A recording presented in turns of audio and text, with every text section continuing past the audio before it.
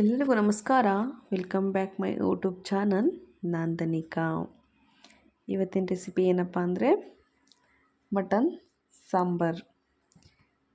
ನಾನು ಮಾಡಿದಂತಹ ಮಟನ್ ಸಾಂಬಾರನ್ನ ಆ ರೆಸಿಪಿನ ನಿಮ್ಮ ಜೊತೆ ಶೇರ್ ಮಾಡ್ಕೊತಿದ್ದೀನಿ.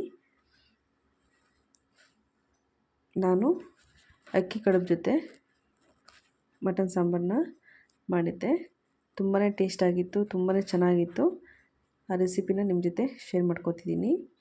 ಸಾಮಾನ್ಯವಾಗಿ ಎಲ್ಲರೂ ಕೂಡ ಮಾಡಿರ್ತಾರೆ, ಆದರೆ ನಾನು ಯಾವ ಥರ ಮಾಡ್ತೀನಿ ಅನ್ನೋದನ್ನು ನಾನಿಲ್ಲಿ ತೋರಿಸ್ತಿದ್ದೀನಿ ಅಷ್ಟೇ.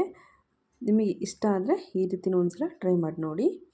ನಾನಿಲ್ಲಿ 1 kg ಅಷ್ಟು ಮಟನ್ನ ತೊಗೊಂಡು ಚೆನ್ನಾಗಿ ತೊಳೆದು ಇಟ್ಕೊಂಡಿದ್ದೀನಿ. ಇವಾಗ ಒಂದು ಕುಕ್ಕರ್ ಇಟ್ಟು ಅದಕ್ಕೆ ಸ್ವಲ್ಪ ಎಣ್ಣೆ, ಒಂದು ಈರುಳ್ಳಿ ಮತ್ತು ಒಂದು 2-3 ಹಸಿಮೆಣಸಿನಕಾಯಿನ ಕಟ್ ಮಾಡಿ ಹಾಕಿ ಒಗ್ಗರಣೆ ಮಾಡಿದ್ದೀನಿ. ಆ ಒಗ್ಗರಣೆ ಬೆಂದಾದಮೇಲೆ ಇವಾಗ ಏನು ಮಟನ್ ತೊಳೆದಿಟ್ಕೊಂಡಿರೋಂಥ ಮಟನ್ನ ಒಗ್ಗರಣೆ ಹಾಕಿ ಸ್ವಲ್ಪ ಉಪ್ಪು ಹಾಕಿ ಮತ್ತು ಸ್ವಲ್ಪ ಅರಿಶಿನ ಪುಡಿನ ಹಾಕಿ ಚೆನ್ನಾಗಿ ಮಿಕ್ಸ್ ಮಾಡ್ತಾಯಿದ್ದೀನಿ. ನೋಡಿ, ಈ ಥರ ಚೆನ್ನಾಗಿ ಮಿಕ್ಸ್ ಮಾಡಿ ಇದನ್ನು ನಾವು ಈಗ ಒಂದು 4-5 ವಿಸಲ್ನ ಕೂಗಿಸ್ಕೋಬೇಕಾಗುತ್ತೆ. ನಾನು ಕುಕ್ಕರ್ ಮುಚ್ಚಿ ಒಂದು 5 ವಿಸಲ್ ಕೂಗಿಸ್ಕೊಳ್ಳೋಕೆ ಇಟ್ಟಿದ್ದೀನಿ. ಅಷ್ಟರಲ್ಲಿ ಮಸಾಲೆ ನಾವು ರೆಡಿ ಮಾಡ್ಕೊಳ್ಳೋಣ. ಇವಾಗ ಒಂದು ಕಡಾಯಿ ಇಟ್ಟು ಅದಕ್ಕೆ ನಾನಿಲ್ಲಿ ಸ್ವಲ್ಪ ಎಣ್ಣೆ ಹಾಕಿದ್ದೀನಿ. ಅದು ಕಾದ ನಂತರ 1-2 ಏಲಕ್ಕಿ, ಒಂದು 4 ಚಕ್ಕೆ, ಒಂದು 4 ಲವಂಗನ ಹಾಕಿದ್ದೀನಿ ಮತ್ತು ಸ್ವಲ್ಪ ಶುಂಠಿನ ಹಾಕಿ ಫ್ರೈ ಮಾಡ್ತಾಯಿದ್ದೀನಿ. ಇವಾಗ ಒಂದು 4-5 ಹಸಿರು ಮೆಣಸಿನ್ಕಾಯಿ ಹಾಕಬೇಕು ಮತ್ತು ಸ್ವಲ್ಪ ಬೆಳ್ಳುಳ್ಳಿ, ಇವೆರಡನ್ನೂ ಹಾಕಿ ಚೆನ್ನಾಗಿ ಈ ಥರ ಫ್ರೈ ಮಾಡಿ ನಂತರ ನಾನಿಲ್ಲಿ ಒಂದು ಮೀಡಿಯಮ್ ಸೈಜ್ 2 ಈರುಳ್ಳಿ ತೊಗೊಂಡು ಕಟ್ ಮಾಡಿಬಿಟ್ಟು ಇದಕ್ಕೆ ಹಾಕ್ತಿದ್ದೀನಿ. ಇದು ಕೂಡ ಸ್ವಲ್ಪ ಫ್ರೈ ಆಗಬೇಕು. ಇದು ಫ್ರೈ ಆಗೋಷ್ಟರಲ್ಲಿ ಮತ್ತು ಒಂದಿಲ್ಲಿ ನಾನು ಮೀಡಿಯಮ್ ಸೈಜು ಒಂದು 2-3 ಟೊಮೊಟೊ ತೊಗೊಂಡಿದ್ದೀನಿ. ಅದನ್ನು ಕಟ್ ಮಾಡಿಬಿಟ್ಟು ಈ ಥರ ಹಾಕಿ ಇದು ಕೂಡ ಸ್ವಲ್ಪ ಸಾಫ್ಟ್ ಆಗಬೇಕು. ಆ ಎಣ್ಣೆಲೆಲ್ಲ ಫ್ರೈ ಆಗಿ ಸಾಫ್ಟ್ ಆಗೋವರೆಗೂ ಈ ಥರ ಫ್ರೈ ಮಾಡ್ತೀರಿ. ನಂತರ ಕೊತ್ತಂಬರಿ ಸೊಪ್ಪು ಮತ್ತು ಸ್ವಲ್ಪ ಪುದೀನ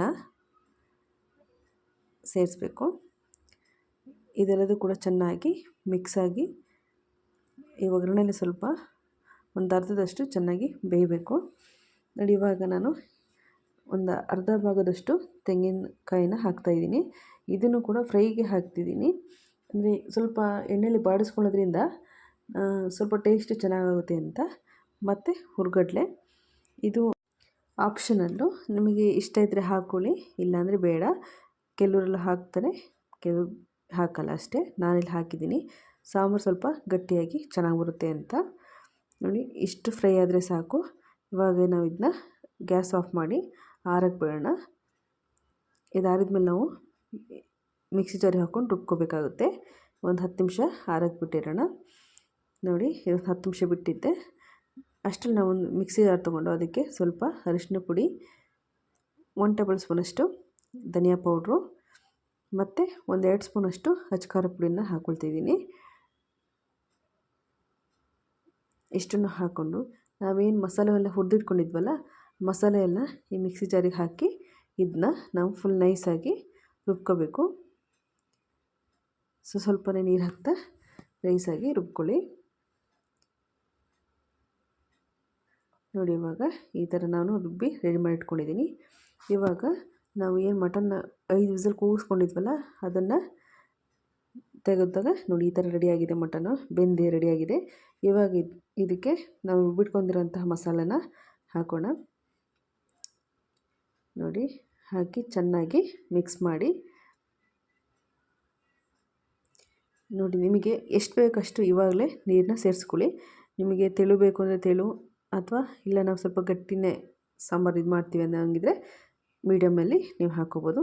ನಾನಿಲ್ಲಿ ಮೀಡಿಯಮಲ್ಲಿ ಹಾಕಿದ್ದೀನಿ. ಫುಲ್ ತೆಳು ಏನು ಮಾಡಲ್ಲ ನಾನು, ಹಾಗಾಗಿ ಸ್ವಲ್ಪ ನೀರು ಹಾಕಿದ್ದೀನಿ ಅಷ್ಟೇ. ನೋಡಿ, ಈ ಥರ ಇಷ್ಟಾದರೆ ಸಾಕು. ಇವಾಗ ಇದಕ್ಕೆ ಸ್ವಲ್ಪ ನಾವು ಉಪ್ಪನ್ನು ಸೇರಿಸ್ಬೇಕು. ನಾನಿಲ್ಲಿ ಹರಳುಪ್ಪು ಯೂಸ್ ಮಾಡೋದು, ಹಾಗಾಗಿ ಉಪ್ಪನ್ನ ಸ್ವಲ್ಪ ಸೇರಿಸಿ ಸಾಂಬಾರನ್ನ ಕುದಿಯೋಕೆ ಬಿಡಬೇಕು.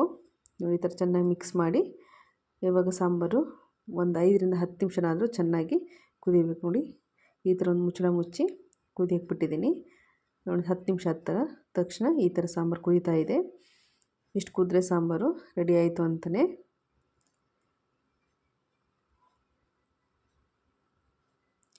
ನೋಡಿ ಇವಾಗ ಆಲ್ಮೋಸ್ಟ್ ಸಾಂಬಾರು ರೆಡಿಯಾಗಿ ಹೋಯಿತು. ನೋಡಿ ಈ ಥರ ಎಣ್ಣೆ ಬಿಡ್ತು ಅಂದರೆ ಸಾಂಬಾರು ರೆಡಿ ಆಯಿತು ಅಂತ. ಇದಕ್ಕೆ ಕಾಂಬಿನೇಷನ್ ಆಗಿ ನಾನು ಅಕ್ಕಿ ಕಡಬನ್ನ ಮಾಡಿದ್ದೆ. ತುಂಬಾ ಚೆನ್ನಾಗಿರುತ್ತೆ ಟೇಸ್ಟು.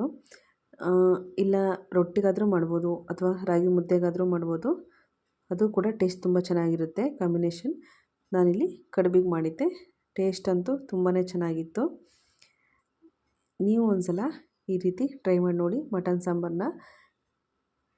ಈ ರೆಸಿಪಿ ಇಷ್ಟ ಆದಲ್ಲಿ ಲೈಕ್ ಮಾಡಿ, ಶೇರ್ ಮಾಡಿ, ಕಮೆಂಟ್ ಮಾಡಿ, ಸಬ್ಸ್ಕ್ರೈಬ್ ಮಾಡಿ. Thank you for watching. ಇನ್ನೊಂದು ರೆಸಿಪಿಯೊಂದಿಗೆ ಮತ್ತೆ ಸಿಗುವ.